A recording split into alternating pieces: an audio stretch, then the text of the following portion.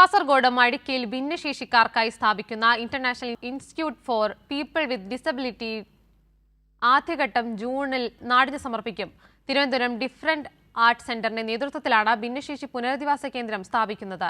Thiruvananthapuram different arts സെന്ററിന്റെ മാതൃകയിൽ വിപുലീകരിച്ച സംവിധാനങ്ങളുമായാണ് കാഞ്ഞങ്ങാട് മടിക്കയിൽ international institute for people with disabilities നിർമ്മാണം പൂർത്തിയാവുന്നത്. പദ്ധതിയുടെ ആദ്യഘട്ടത്തിൽ ഏർലി ഇന്റർവെൻഷൻ സെന്റർ, തെറാപ്പി യൂണിറ്റുകൾ, കലാപരിശീലന സമുച്ചയം, ഓഫീസ് എന്നിവയാണ് പ്രവർത്തന സജ്ജമാകുന്നത്. 2025 ഫെബ്രുവരി 23 മുഖ്യമന്ത്രി പിണറായി വിജയനാണ് പദ്ധതിയുടെ പ്രകാശനം നടത്തിയത്. ഭിന്നശേഷി സൗഹൃദമായാണ് 22 ഏക്കർ സ്ഥലത്തെ നിർമ്മാണ പ്രവർത്തനങ്ങൾ.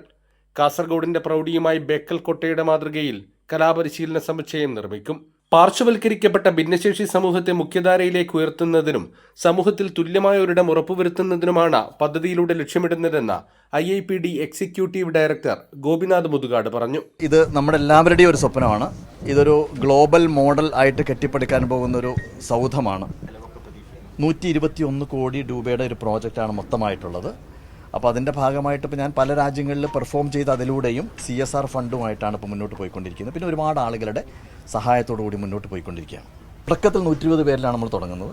അവസാനം കഴിയുന്നതോടുകൂടി 1000-ലധികം കുട്ടികൾക്ക് നമുക്ക് ഒരേ സമയത്ത് തന്നെ ഇത് കൊടുക്കാൻ സാധിക്കും പല മേഖലകളിൽ. അന്തർദേശീയ നിലവാരത്തിലുള്ള കലാകായിക പരിശീലന സംവിധാനങ്ങൾ, അത്യാധുനിക തെറാപ്പി സൗകര്യങ്ങൾ, പേഴ്സണലൈസ്ഡ് അസിസ്റ്റീവ് ഡിവൈസ് യൂണിറ്റുകൾ, തൊഴിൽ പരിശീലന കേന്ദ്രങ്ങൾ, മെഡിക്കൽ സൗകര്യങ്ങൾ, ട്രെയിനിംഗ് സെന്ററുകൾ തുടങ്ങിയവ സെന്ററിലുണ്ടാവും. പ്രതിവർഷം 1000 ഭിന്നശേഷിക്കാർക്ക് വിവിധ മേഖലകളിൽ പരിശീലനം നൽകും. പദ്ധതി യാഥാർത്ഥ്യമാകുന്നതോടെ ഇന്ത്യയിലുള്ള ഏറ്റവും വലിയ ഭിന്നശേഷിക്കാർക്കുള്ള സ്ഥാപനമായി IIPD മാറും. ഊരാളുങ്കൽ ലേബർ കോൺട്രാക്ട് സൊസൈറ്റിയുടെ നേതൃത്വത്തിലാണ് നിർമ്മാണം. 120 കോടി രൂപ ചെലവഴിച്ച് 3 ഘട്ടങ്ങളിലായി 2029 പദ്ധതി പൂർണ്ണ സജ്ജമാവും. കൈരളി ന്യൂസ്, കാസർഗോഡ്.